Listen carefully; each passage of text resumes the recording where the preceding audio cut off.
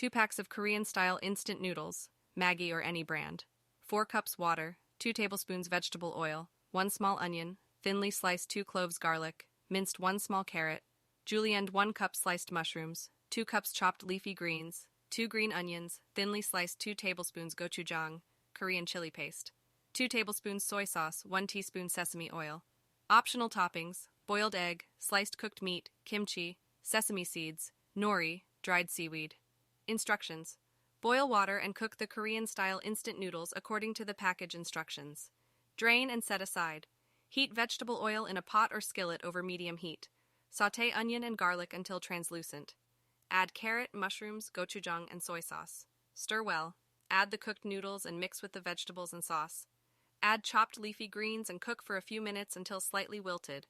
Remove from heat and drizzle with sesame oil. Mix well. Serve in bowls, garnish with green onions and your preferred toppings. Enjoy your Korean-style Maggi noodles.